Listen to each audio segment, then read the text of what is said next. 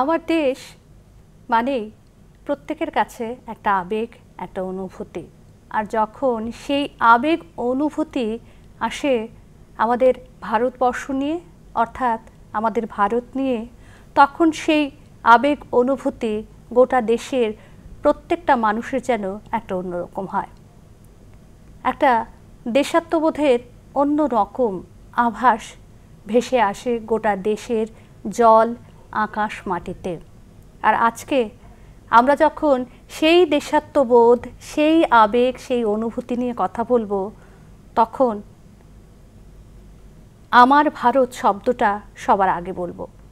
আজকে আমাদের আমার ভারত অনুষ্ঠানে আমরা এই গোটা দেশপ্রেম এবং দেশ নিয়ে আমাদের আবেগ নিয়ে আলোচনা করব। এবং আমাদের সঙ্গে এই মুহূর্তে স্টুডিওতে হাজির রয়েছেন এমবিবি কলেজের অধ্যক্ষ ডক্টর নির্মল ভদ্র স্যার। স্যার, আপনাকে অনেক অনেক স্বাগত। ধন্যবাদ। আমি যখন আবেগ অনুভূতি নিয়ে কথা বলছি, দেশ শব্দটার সঙ্গেই প্রত্যেকটা দেশবাসীর আবেগ অনুভূতি জড়িয়ে আছে, তখন স্যার শুরুতেই যে কথাটা, এই যে আমরা যখন বলি আমার ভারত, তখন ঠিক কি অনুভূতি আসে? এটা সাংঘাতিক ধরনের একটা বক্তব্য। দেখুন, পৃথিবীতে অনেক দেশ আছে, প্রচুর দেশ, ছোট দেশ, বড় দেশ। তার মধ্যে ভারতবর্ষ এবং তার থেকে উত্থিত ভারত একটা অন্য মিক্সচারের দেশ। সুদীর্ঘকাল থেকে প্রবাহিত একটা প্রবাহের মিলন ক্ষেত্র হচ্ছে ভারতবর্ষ। এই ভারতীয় উপমহাদেশ অনেক ঘটনার সাক্ষী। এই দেশ এমনিতে তৈরি হয়নি, তার সঙ্গে আছে ধর্মীয় মিশ্রণ, কালচারাল মিশ্রণ এবং সুদীর্ঘ তার একটা ইতিহাস আছে, যার মাধ্যমে সেই দুঃখের ইতিহাস, সুখের ইতিহাস, যুদ্ধের ইতিহাস, মিলনের ইতিহাস এবং যুদ্ধ জয়ের ইতিহাস, এই সব কিছু মিলিয়ে আমাদেরকে গর্বিত করেছে। এই জন্য এই দেশ একটা মহান দেশ। এই দেশে জন্ম নিয়েছে অনেক মহাপুরুষ, মুনি, ঋষি। দেশ হচ্ছে ভারতবর্ষ। সুতরাং এই দেশ সম্পর্কে তার উচ্চারণের সঙ্গে সঙ্গেই আমাদের মধ্যে সবচাইতে বড় জিনিস যেটা হয়, সেটা একটা ইউনিটি তৈরি হয়। ইউনিটির গন্ধ আমরা একটা দেখি, তার থেকেই তৈরি হয় আমাদের সেই দেশপ্রেমের ভালোবাসা। স্যার, আপনি যে কথাটা বললেন, জাতি, ধর্ম, বর্ণ নির্বিশেষের একটা একতার গন্ধ, সেটা অন্যরকম গন্ধ ভারতের মাটিতে। কিন্তু আজকের এই ভারত, সেই ভারত তো দীর্ঘ বছরের পরাধীন ছিল। প্রায় 200 বছরের পরাধীনতার পর আজকে আমরা আমাদের এই সুন্দর গন্ধযুক্ত একতার ভারতকে পেয়েছি। সেই পেছন দিকে যদি একটু ইতিহাসে যাই। দেখুন, ইতিহাস বলতে আমি যদি প্রাগৈতিক ঐতিহাসিক যুগে যাই বা তার পরবর্তী সময়ে আমরা আসি, একটা বড় পরিচয় আমাদের, বিশেষ করে আর্যাবর্ত বা উত্তর ভারতে আমাদের একটা বড় সভ্যতা ছিল, সেটা ছিল সিন্ধু সভ্যতা। এই সিন্ধু সভ্যতা পৃথিবীর মধ্যে সর্বশ্রেষ্ঠ একটি সভ্যতা ছিল। এটা ঐতিহাসিক আবিষ্কারের কারণে আমরা বলতে পারছি যে সিন্ধু সভ্যতা হচ্ছে ভারতের সর্বপ্রাচীন সভ্যতা। কিন্তু তার আগেও যে এই উপমহাদেশে সভ্যতার বিচরণ ছিল, যদিও ঐতিহাসিকরা এখনও সেটা আবিষ্কার করতে পারেনি, কিন্তু তার চিহ্ন কিন্তু সর্বত্র ছড়িয়ে আছে। ঐতিহাসিক অনুসন্ধান এখনও শেষ হয়নি। আপনি পরবর্তী সময় যদি আসেন, দেখবেন একটা সময় সিন্ধু সভ্যতার ধ্বংসের পরপরই এখানে আমাদের বৈদিক যুগের সূচনা হয়েছিল। এই বৈদিক যুগ থেকে একটা লম্বা সময় আমরা দেখেছি যে রাজতন্ত্রের যুগ, বিভিন্ন রাজবংশ এখানে, মৌর্য বংশ, গুপ্ত বংশ, তারা একের পর এক রাজত্ব করেছে। কিন্তু এটার একটা অন্যরকম চিত্র ছিল। অন্যান্য দেশের সঙ্গে আমাদের একটা অন্যরকম পার্থক্য হচ্ছে সেটা হচ্ছে একটা এই সম্পূর্ণ উপমহাদেশ জুড়ে অনেকগুলি রাজা ছিল, অনেক রাজা, হাজারো হাজার রাজা এখানে ছিল। হাজার হাজার রাজাদের শাসিত এই হচ্ছে ভারতীয় উপমহাদেশ। তার মধ্যে প্রথম আমরা দেখতে পেয়েছি যেটা ঐক্য তৈরি হয়েছিল মগধকে কেন্দ্র করে। মগধকে কেন্দ্র করে আমরা দেখলাম যে প্রথম একটা গঙ্গা নদীর তীরে আমাদের এখানে একটা প্রথম সাম্রাজ্য তৈরি হয়েছিল। তার পরবর্তী সময়ে বিভিন্ন শক্তি এসেছে, গ্রিকরা এখানে আক্রমণ করেছে, তারা সিন্ধু নদী অতিক্রম করতে গিয়ে সিন্ধু নদীকে স বলতে পারতো না, তারা হ বলতো, সেই থেকে হিন্দু বা হিন্দুস্তান। এরপরে পারসিকরা এসছে, তারা হ বলতে পারতো না, তারা ই বলতো, ই থেকে ইন্ডিজ, ইন্ডিজ থেকে ইন্ডিয়া। এই বিভিন্নভাবে পরিবর্তন হয়েছে, কিন্তু যারাই এসছে, ভারতের মাটি, এই উপমহাদেশের মাটি এত পবিত্র মাটি, যারাই এসছে কাউকে ফেরত দেয়নি। এই সভ্যতা এই উপমহাদেশ সবাইকে আপন করে নিয়েছে। তাই তো আমরা সবাই আপন। এই জন্য এই দেশের ঐক্য এত বেশি, এই জন্য এই দেশের মধ্যে একতা এত বেশি, এই দেশের মানুষের মধ্যে দেশপ্রেম বেশি। এটা আপনি প্রশ্ন করতে পারেন যে কি করে বুঝলেন যে আপনি এই দেশের মানুষের মধ্যে এত দেশপ্রেম? যখনই এই দেশ কোনো না কোনো সমস্যার মধ্যে পড়ে, তখন আমরা অবশ্যই দেখতে পারি সমগ্র ভারতবাসী একত্রিতভাবে আমরা কিন্তু এগিয়ে আসি দেশকে রক্ষা করার জন্য। আমাদের মধ্যে কোনো অনৈক্য থাকে না। এটা পৃথিবীর আর কোথাও কোনো দেশের মধ্যে পাবেন না। এই দেশ এমন এক দেশ, এই দেশের জনগণ এমন এক সমাজের মধ্যে বসবাস করে যারা প্রকৃতিকে মা বলে, প্রাকৃতিক সম্পদকে মা বলে, পশু পাখিকে পুজো করে। এটা পাবেন না অন্যত্র কোথাও। এটা কালচার, আমি যেটা বলেছি, সুদীর্ঘ একটা কালচারের মালা তৈরি করে আমরা এখানে এসেছি। এই জন্য আমাদের মধ্যে এত একাগ্রতা বা একাত্মতা আমাদের মধ্যে তৈরি হয়েছে। দেশপ্রেম যদি কোনো একটা বিষয় কারো শিখতে হয়, সেটা ভারতবাসীর কাছ থেকে শিখতে হবে।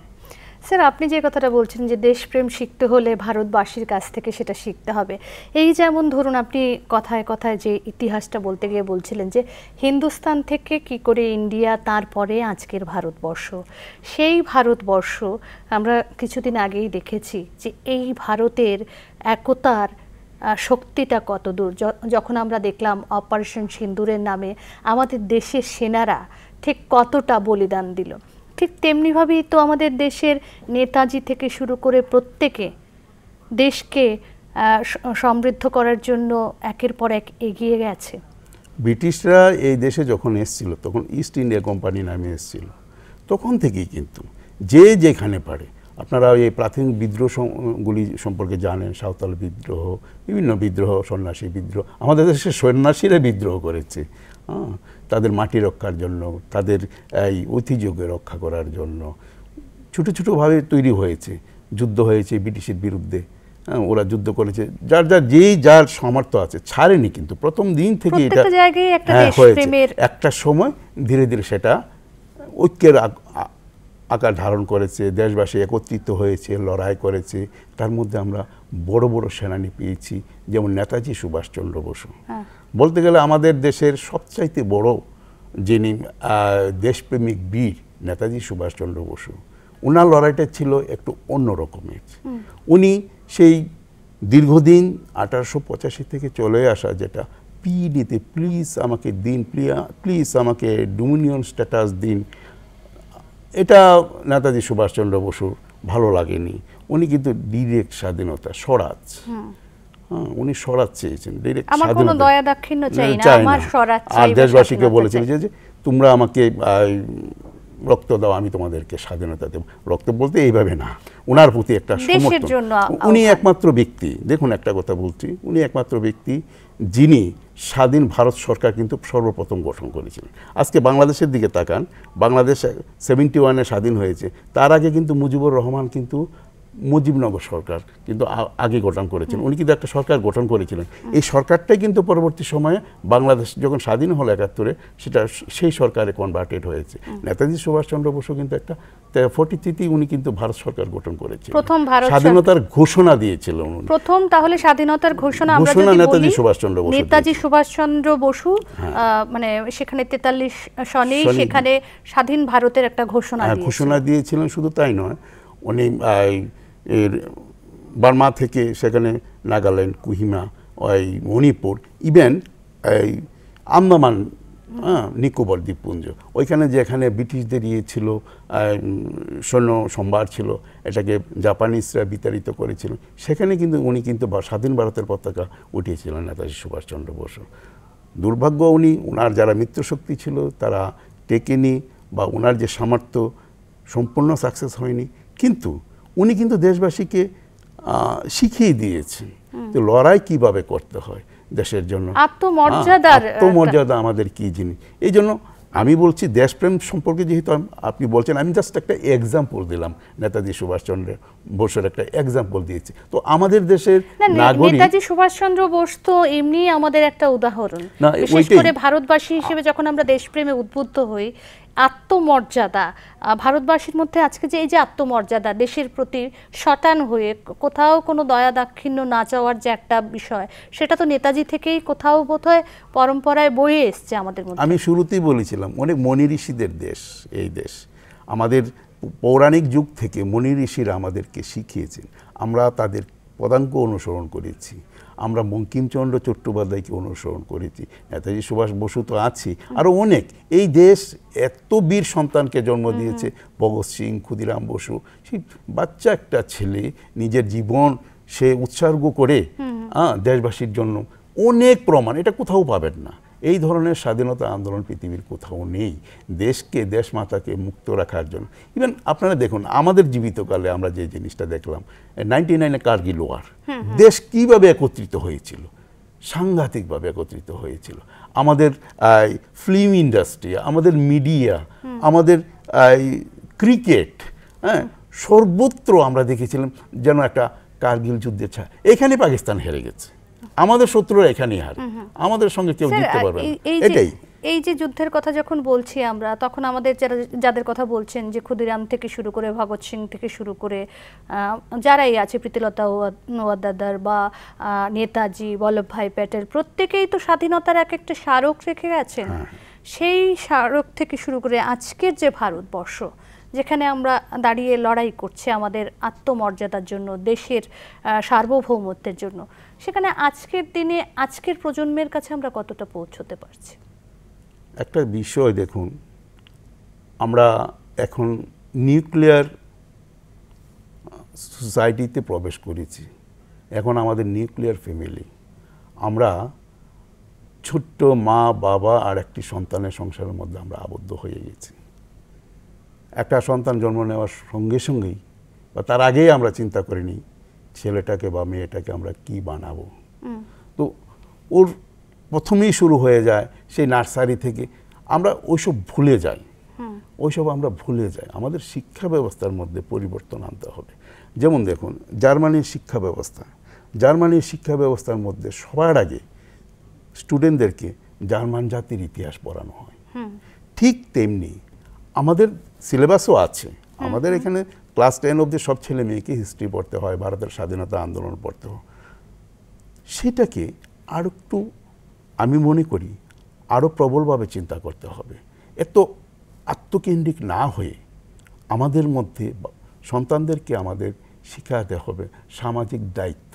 দেখুন আমি একটা এক্সাম্পল দিচ্ছি, যেমন আমাদের জাতীয় দিবসগুলি 15 আগস্ট স্বাধীনতা দিবস, প্রজাতন্ত্র দিবস, ওইগুলিতে ছাত্রছাত্রীদেরকে আমরা বিশেষভাবে নোটিশ দিয়ে আমরা নেই, তাদেরকে স্বতঃস্ফূর্ততা সেটা কম, এটা আনতে হবে। আমাদের দেশে বীর সৈনিকদের গাথা ওদেরকে শোনাতে হবে, আত্মত্যাগের কাহিনী ওদেরকে শোনাতে হবে। যে ভারতবর্ষের ধরুন ওই যে বিদেশি পণ্য, বিদেশি কাপড় প্রত্যেকে যখন সেখানে রাস্তায় জ্বালিয়ে দেওয়ার মতো যে একটা দেশাত্মবোধ ছিল, আজকের বাচ্চাদের মধ্যে সেই জায়গাটা কোথাও না কোথাও, আপনার কথা ধরে যদি বলি, যেটা বলছেন যে বিদ্যালয় স্তর থেকে সেটা ঢোকাতে হবে। অবশ্যই ছোটবেলা থেকে দেশাত্মবোধ ওদেরকে অন্যভাবে শেখাতে হবে। আমরা অত্যন্ত ইংরেজ নির্ভর হয়ে আছি এখন। ব্রিটিশরা 1947-এ চলে গেছে, কিন্তু তারপরেও আমাদের দেশে কিন্তু শিক্ষা ব্যবস্থা বলেন বা আমার প্লেসমেন্টের ব্যাপারেই বলেন, ইংরেজি ভাষা ছাড়া কিন্তু আমার ডেভেলপমেন্ট হচ্ছে না। আমরা বাধ্য হয়ে কিন্তু আমরা ইংরেজি মিডিয়ামের দিকে এগিয়ে যাচ্ছি। ইংরেজি মিডিয়ামের দিকে এগিয়ে যেতে যেতে আমরা কি করছি, ইংরেজি সভ্যতাকে আমরা করায়ত্ত করছি, পাশ্চাত্যর দিকে আমরা আকর্ষিত হচ্ছি। তো আমাদের দেশে যা আছে সেটাই আমাদের। এখন দেখুন না, এখন গোটা ভারতবর্ষ আজকের দিনে দাঁড়িয়ে সারা বিশ্ব যেটা করছে, ভারতবর্ষ সেখানে নেতৃত্ব দিচ্ছে। আপনি স্যাটেলাইট পাওয়ার থেকে আরম্ভ করে কোনটাতে ইন্ডিয়া নেই, তাহলে কেন আমরা পাশ্চাত্যের দিকে তাকাবো বা অন্যের দিকে তাকাবো? আমার যে নিজস্বতা আছে সেটা আমাকে জানতে দিতে হবে।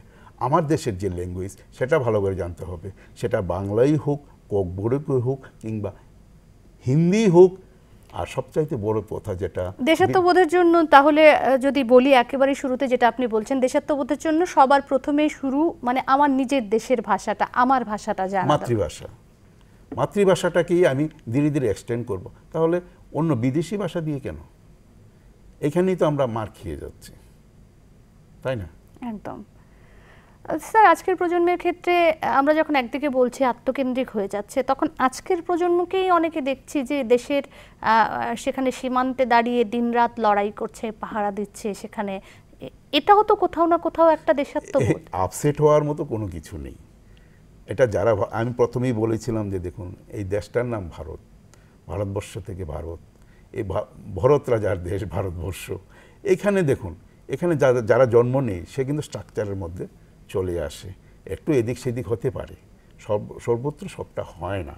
আমাদের দেশের সরকার বা সরকারি নীতি বা আমাদের সংবিধান এমনভাবেই তৈরি করা আছে, আমাদের কালচার, ইন্ডিয়ান কালচার যেটা, এই যে যেটা আছে এমনভাবেই তৈরি করা আছে, তার থেকে বাইরে কেউ যেতে পারবে না। আর একটা জিনিস আপনি যেটা বলেছেন সৈনিক, ইন্ডিয়ান আর্মি, এটা সাংঘাতিক কথা। ইন্ডিয়ান আর্মি বিশ্বের মধ্যে একটা উল্লেখযোগ্য মানে সেনাবাহিনী।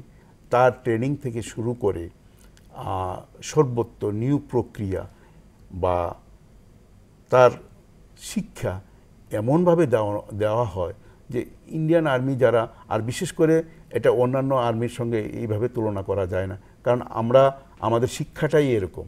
আমাদের ছেলেমেয়েরা যখন ইন্ডিয়ান আর্মিতে প্রবেশ করে তার আগেই সে যে একজন দেশপ্রেমিক এবং সে দেশের জন্য কুরবান হতে যাচ্ছে, দেশের জন্য আত্মবলিদান দিতে যাচ্ছে, সে তার ট্রেনিংয়ে সেটা কিন্তু ঘোষণা দিয়ে যাচ্ছে।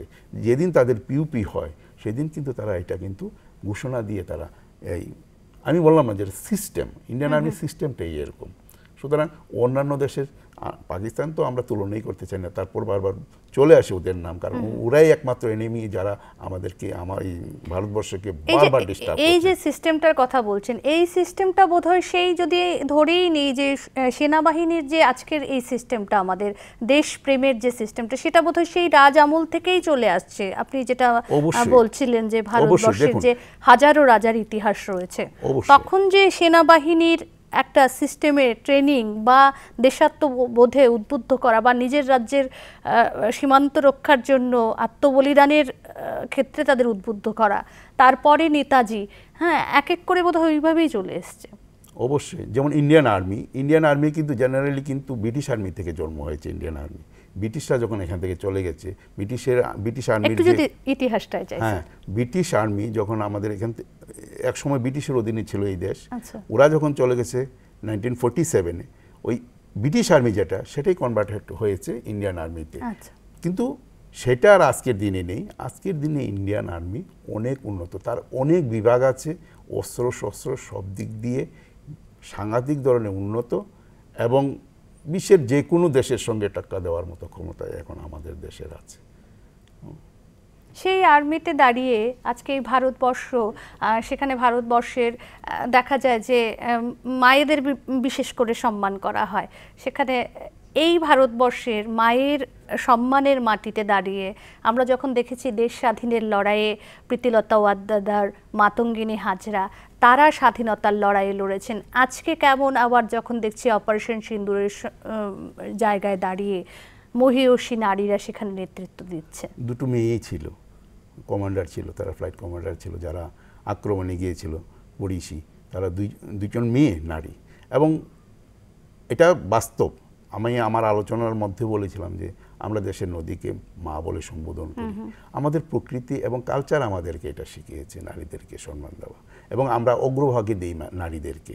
এটা প্রমাণ কিন্তু অপারেশন সিন্দুর দিয়েছে। কিন্তু এবার ইচ্ছে করলে আমাদের আর্মিতে আরও লোকজন ছিল, এয়ার উইংয়ে আরও লোকজন ছিল, কিন্তু তাদেরকে দিয়ে শুরুটা করেছে। হ্যাঁ, এটা সত্যিই একটা অন্য ধরনের একটা, আমি মনে করি একটা উদ্যোগ ছিল, যেটা বাকি সৈন্যদেরকে আরও ভীষণভাবে উৎসাহিত করেছে।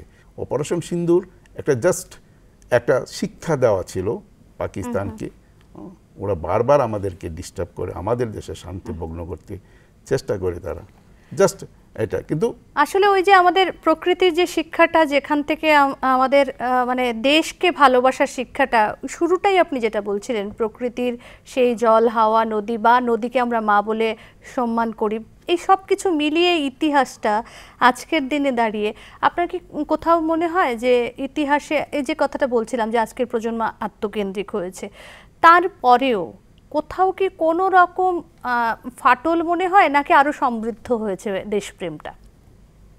এটা দেখুন, বিভিন্ন যারা দার্শনিক তারা একটা কথা বলেন যে যার যার সময়টাই হচ্ছে বেস্ট টাইম।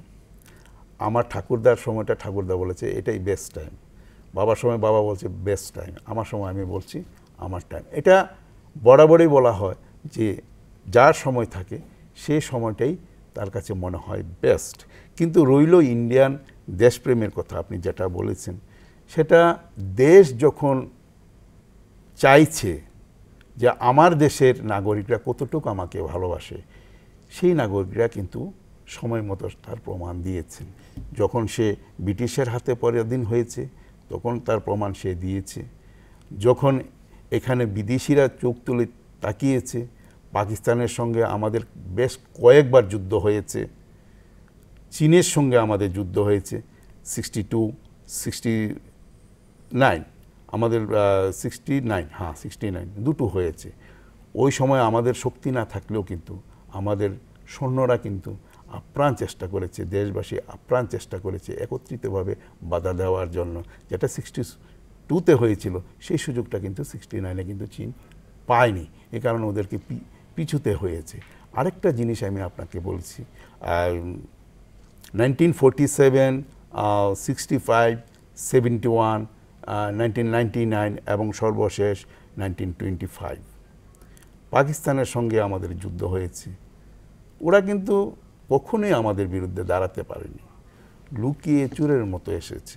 এবং আপনি দেখুন লম্বা প্রায় 75 বছরের ইতিহাস আমি আপনাকে বলছি, 47 থেকে 25, এই 75 বছরে কোথাও কোনো দিন আমাদের দেশবাসীর দেশপ্রেমের মধ্যে আপনি কোনো ব্যতিক্রম দেখেছেন কিনা বলুন। এই জন্য বলেছি যে দেশপ্রেমটা এই দেশ আমাদের যখনই চেয়েছে তার প্রমাণ দেশবাসী দিয়েছে, সেটা 47-ই হোক, 71-ই হোক, 99 বা এই যে অপারেশন সিন্দুর, আমরা কিন্তু একত্রিতভাবে কিন্তু আমরা লড়াই করেছি। এটা যারা কথা বলে, বিরোধী কথা বলে, তারা বিচ্ছিন্নতাবাদী। এগুলো বিচ্ছিন্নতাবাদী শক্তি, বিদেশি শক্তি থাকে ভিতর থেকে, কিন্তু তাদেরও কোনো স্থান নেই, দেশবাসী কিন্তু তাদেরকেও স্থান দেয় না। আমরা একত্রিত এবং সর্বদাই, এটা দেখার মধ্যে ডিফারেন্স হতে পারে। স্যার, একেবারে যে জিনিসটা জানতে চাইব, এই যখন দেখার ডিফারেন্সের কথা বলছেন, তখন নেতাজি যেভাবে দেশের জন্য লড়াই করেছিলেন, কিংবা সর্দার বল্লভভাই প্যাটেল যেভাবে লড়াই করেছিলেন, ভগৎ সিং যেভাবে লড়াই করেছেন, ক্ষুদিরাম যেভাবে লড়াই করেছেন, মাতঙ্গিনী হাজরা, প্রীতিলতা ওয়াদ্দেদার, এরা যেভাবে লড়াই করেছেন, আজকের দিনে তো অনেকটা ফারাক সেখানে দাঁড়িয়ে, অনেকটা আধুনিকরণ হয়েছে লড়াইয়ের ক্ষেত্রে, কিন্তু আবেগটা ঘুরে ফিরে একই জায়গায়। কি করে বলি আমরা যে আবেগটা কোথাও মানে আমাদের ভারতবাসীর কাছে এটা কম আছে, সেটা তো মনে হয় না। আপনি একটা প্রসেশন করুন যে অপারেশন সিন্দুরের জন্য আমরা সৈন্যদেরকে ধন্যবাদ জানাচ্ছি, দেখুন হাজার হাজার লোক আসছে, এখানে উপস্থিত হচ্ছে, তারা র্যালি করছে, এটা তো উৎসাহ প্রদান। কার্গিল যুদ্ধের সময় যে যার মানে যে যতটুকু পারে আর্থিক সাহায্য করছে, কিংবা করোনা যুদ্ধ নয় শুধু, যে করোনাকালে আমাদের দেশবাসী, ভারতবাসী কীভাবে এগিয়ে এসেছিল সবাইকে সাহায্য করার জন্য। এত বড় একটা বিপদ, এই বিপদ থেকে পরিত্রাণ পাওয়ার জন্য দেশবাসীর মধ্যে যে আমরা একতা দেখেছি, এগুলো তো এক্সাম্পল। তো দেশ যখন বিপদে পড়ে দেশবাসীরা, যুদ্ধ নয়, যে কোনো ক্ষেত্রেই, সেটা মহামারী হোক বা একতাটাই আমাদের দেশ প্রেমের মূল উৎস, আপনি বলতে চাইছেন। হ্যাঁ হ্যাঁ। তারপর ধরুন যে আমাদের দেশে কতগুলি বিষয় আছে, করাপশন, এই বিভিন্ন জায়গাতে, ছোট জায়গা থেকে বড় জায়গাতে কখনো কখনো নাগরিকরা তার জন্য আপসেট হয়। কিছু কিছু রাজনৈতিক ব্যক্তিত্ব যারা জনগণকে ভুল পথে পরিচালিত করার চেষ্টা করে, এই সমস্ত দেখে কেউ কেউ আপসেট হয়। কিন্তু আপসেট হওয়াটা আর দেশপ্রেম না দেওয়াটা সেটা সম্পূর্ণ অন্য ব্যাপার। আমরা নিজেরা যখন কোনো জায়গাতে বঞ্চিত হই, আমার পাওনা জিনিসটা আমি পাই না, হয়তো বা রাগ হয়, কিন্তু দেশ যখন বিপদে পড়বে তার জন্য আমরা পিছিয়ে থাকব, এই ধরনের চিন্তা আমাদের মধ্যে নেই। এই জন্য সবাইকে, জেনারেশনকে, নতুন জেনারেশনকে জানতে হবে, দেশের ইতিহাস জানতে হবে, সেই পৌরাণিক কাল থেকে আমাদের ইতিহাস জানতে হবে। আমাদের মা বাবাদের দায়িত্ব তাদেরকে দেশের ইতিহাস জানানো। আমাদের পৌরাণিক গ্রন্থ থেকে শুরু করে বিভিন্ন কাহিনী, রামায়ণ, মহাভারত ইত্যাদির শিক্ষা ওদেরকে দেওয়া। আপনি একটা কলেজের অধ্যক্ষ হিসেবে দায়িত্ব পালন করছেন। আমাদের যে শিক্ষার পরিকাঠামোতে যে আমাদের যে দেশাত্মবোধের বা ইতিহাস রয়েছে, সেটা এখন যতটা রয়েছে ততটা আপনার কি মনে হচ্ছে পরিপূর্ণ নয়? সেটা আর কতটা বাড়ানো প্রয়োজন? সেটা আছে। আমাদের শিক্ষা ব্যবস্থা বা শিক্ষা সিলেবাস যারা ডিজাইন করেছেন তারা কিন্তু সুন্দরভাবে এটা প্রপারলি এটা কন্টিনিউ করে যাচ্ছেন এবং সিলেবাসের মধ্যে এই অংশগুলো কিন্তু দিচ্ছেন। আমাদের দেশ কি, আমাদের দেশে কি ঐতিহ্য, কি কালচার, এটা কিন্তু আমাদের সিলেবাসে আছে এবং আপ টু কলেজ লেভেল অবধি কিন্তু এগুলি পড়ানো হয় কমন সাবজেক্ট হিসাবে। Indian heritage and culture common subject হিসাবে পড়ানো হয় আমাদের। এগুলি থেকে কিন্তু ছেলেমেয়েরা জানতে পারে। কিন্তু বক্তব্য যে এখানে যে এটা পরীক্ষা পাশের জন্য না, ছেলে মেয়েদেরকে বুঝতে হবে এটা শুধুমাত্র পরীক্ষা পাশের জন্য না, এটা আমার দেশকে জানার জন্য, দেশের বিপদে দাঁড়ানোর জন্য এটা রসদ হচ্ছে এই সাবজেক্টগুলি। এগুলি পড়তে হবে সবাইকে এবং আমার নিজস্ব শান্তির জন্য এগুলি পড়তে হবে। নিজের কালচারকে অবশ্যই নিজেকে জানতে হবে, না হলে আমি মানুষ হলাম কীভাবে, নাগরিক হলাম কীভাবে, সুনাগরিক আমি কি করে হব? আমরা সবাইকে বলি সুনাগরিক। সুনাগরিক তখনই হব আমি দেশের পার্লামেন্টকে সম্মান করব, দেশের সংবিধানকে সম্মান করব। দেশের সংবিধান বলছে আমাকে আমার এই কাজগুলি করতে হবে। নাগরিক অধিকার দিয়েছে যেমন, পাশাপাশি নাগরিক কর্তব্য দিয়েছে, ওইগুলি সম্পর্কে আমার জানতে হবে। এবং আজকের দিনে তো দাঁড়িয়ে বিভিন্ন জায়গাতে বিদ্যালয় বা সামনে এগুলি পোস্টার আকারে লেখা থাকে আমার যে বিভিন্ন ধর্ম, জাতি, সংস্কৃতি সব এক, আমরা একমাত্র পরিচয় আমরা ভারতবাসী। স্যার, আপনি যখন এই কথাটা বলছেন তখন এই শুধুমাত্র যে নিজেকে জানার জন্য বা পড়াশোনা পাশ করার জন্য না, সেখানে তো বাড়তি দায়িত্ব শিক্ষকদের রয়েছে, ছাত্রছাত্রীদের এই উদ্বুদ্ধ করার ক্ষেত্রে। কারণ শিক্ষকদের আমরা সমাজের বা জাতির মেরুদণ্ড বলি। এই দেশপ্রেমে উদ্বুদ্ধ করার ক্ষেত্রে আজকের দিনে শিক্ষকদের কতটা ভূমিকা রয়েছে? অবশ্যই, কারণ শিক্ষকরাই হচ্ছেন মেইন কাণ্ডারি। যে শিক্ষা, যাই ইতিহাস বা আমার জাতির ইতিহাস, জাতি বলতে ভারতীয় জাতির ইতিহাস যেগুলি পড়াবেন যারা এবং কালচার যারা শিখাবেন তারা শিক্ষকরাই।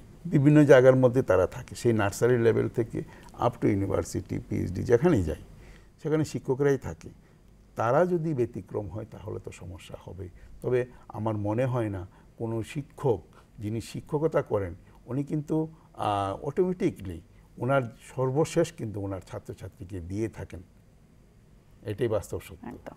স্যার, আমরা একেবারেই আমাদের শেষ পর্যায়ে চলে এসেছি। যে নামটা নিয়ে শুরু করেছিলাম, আমার ভারত, একেবারে শেষ দিকে কি বার্তা দিতে চাইবেন?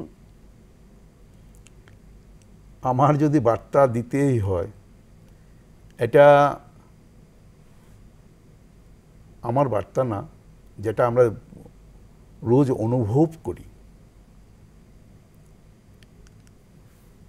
একজনকে সাহায্য করা, আমার পার্শ্ববর্তী যাকে আমি দেখব। সবচেয়ে বড় কথা হচ্ছে আমি যখন একটা পরিবারের ছেলে বা মেয়ে, প্রথম দায়িত্ব আমার থাকবে আমার মা বাবাকে শ্রদ্ধা করা, পরিবারের সর্বশ্রেষ্ঠ সন্তান হওয়া। আর যে পরিবারের সর্বশ্রেষ্ঠ সন্তান সে সমাজেরও সর্বশ্রেষ্ঠ সন্তান, সে রাজ্যেরও সর্বশ্রেষ্ঠ সন্তান এবং সে দেশেরও সর্বশ্রেষ্ঠ সন্তান হবে। একদম। আপনার কথা ধরে যদি বলি, সেই ঘর থেকেই আমার দেশপ্রেমের শুরুটা করতে হবে। স্যার যেটা বলছিলেন, প্রথমে সবার আগে মা বাবার শ্রেষ্ঠ সন্তান হতে হবে, তবেই আপনি সমাজের শ্রেষ্ঠ সন্তান। আর সমাজের শ্রেষ্ঠ সন্তান মানে আপনি আপনার দেশের শ্রেষ্ঠ সন্তান।